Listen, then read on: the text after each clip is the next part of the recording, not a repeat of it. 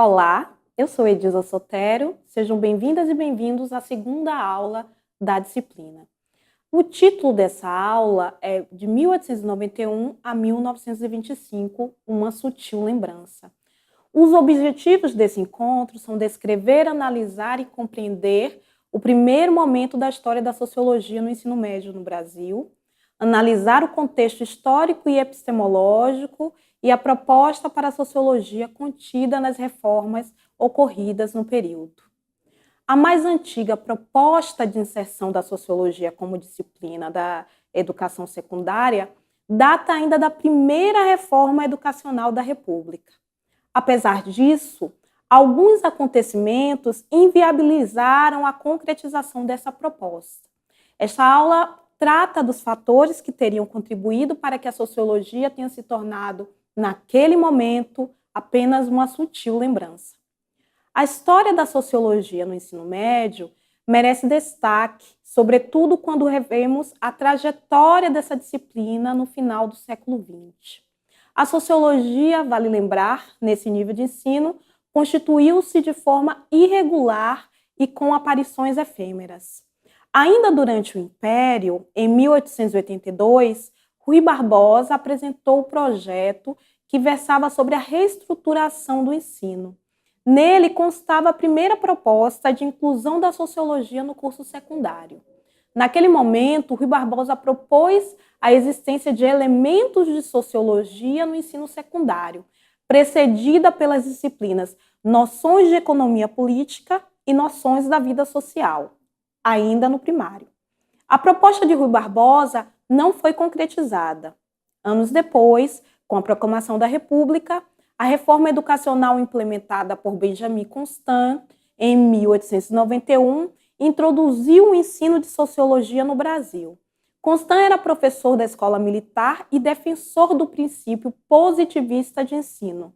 Após ser instituída a reforma, foi criada a cadeira de Sociologia e Moral, que deveria ser ministrada nos últimos anos do ensino secundário como síntese da evolução das ciências estudadas nos anos anteriores. A reforma de Benjamin Constant veio dessa forma influenciada por sua adesão ao positivismo, baseado nas ideias de Augusto Comte. Convencido dos ensinamentos sociológicos desse autor, de que a sociedade e o homem, tal como o mundo, obedecem a imutáveis leis naturais, devendo a reforma das instituições ser preparada pela modificação das opiniões e dos costumes, Constant implementa seus projetos educacionais.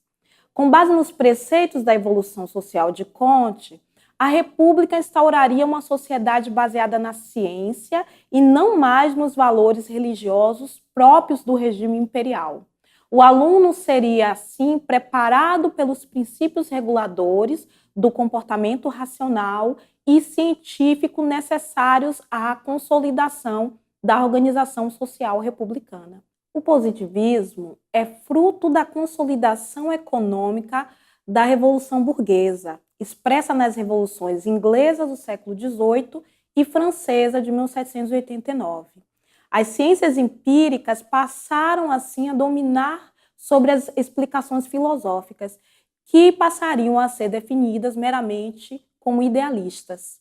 O sucesso das descobertas e o controle das forças da natureza, operado pelas ciências naturais, atraíram diversos cientistas sociais. Dentre eles, Comte buscou a síntese do que seria o conhecimento positivo, proveniente das ciências naturais, especialmente a física, a química e a biologia. Segundo o autor, essa síntese permitiria, ao ser empregada no estudo da sociedade, a compreensão da física social. Naquele contexto, difundia-se a crença de que o mundo natural poderia servir de modelo para compor o discurso sociológico. Outra forte corrente de pensamento foi o darwinismo social, que tem no filósofo Herbert Spencer o principal representante. Essa corrente defende o uso dos princípios presentes em conceitos oriundos das investigações do naturalista e biólogo inglês Charles Darwin, como evolução, seleção natural e sobrevivência do mais forte, para análise das sociedades. No Brasil, o pensamento positivista chegou em torno de 1850, por brasileiros que foram estudar na França. A atuação do positivismo no Brasil foi uma reação filosófica contra a doutrina confessional católica, até então a reflexão intelectual dominante no país. A atuação doutrinária levada a cabo por Benjamin Constant subverteu uma das principais recomendações de Comte, que defendia o ensino da sociologia para as camadas pobres no continente europeu.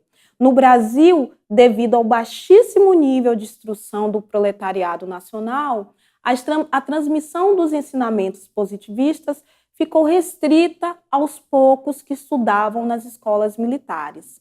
A realidade educacional brasileira, em final do século XIX e início do século XX, era marcada por um grande número de crianças sem instrução, o que se devia à pequena quantidade de escolas públicas e ao fato de muitos pais não enviarem os filhos à escola, ou porque consideravam o ensino dispensável, ou porque se julgavam encarregados de ministrá-los. O analfabetismo era a síntese dessa precariedade. Assim, o percentual de iletrados era altíssimo, passando dos 80% em inúmeros recenseamentos do período.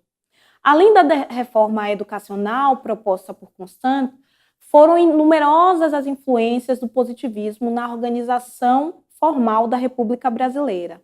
O desenvolvimento industrial gerava novos conflitos sociais, porque os camponeses e operários se organizavam para exigir mudanças econômicas e políticas. As respostas dos positivistas foram com as ideias de ordem e progresso. A ordem seria o princípio que regeria as transformações sociais, o que seria necessário para o progresso ou a evolução social. Este modelo implicaria a conformação, o ajustamento e a integração dos indivíduos à sociedade. É desta síntese que advém a inserção do dístico ordem e progresso na bandeira do Brasil. A reforma de Benjamin Constant tinha como princípios orientadores a liberdade e a laicidade do ensino, como também a gratuidade da escola primária. Estes princípios seguiam a orientação do que estava estipulado na Constituição brasileira. Assim surgiram as primeiras preocupações com o ensino de sociologia no Brasil, no contexto do ideal positivista. Um ensino entendido como questão moral do cidadão e de cumprimento de direitos e deveres constitucionais pelos indivíduos para a construção do Estado-nação. Benjamin Constant veio a falecer um ano após a promulgação de sua reforma, sendo essas uma das explicações possíveis para que tal reforma não fosse integralmente levada a cabo. Nesse sentido, a sociologia saiu do currículo em 1901 com a reforma Epitácio Pessoa, sem que tivesse sido pelo menos ofertada.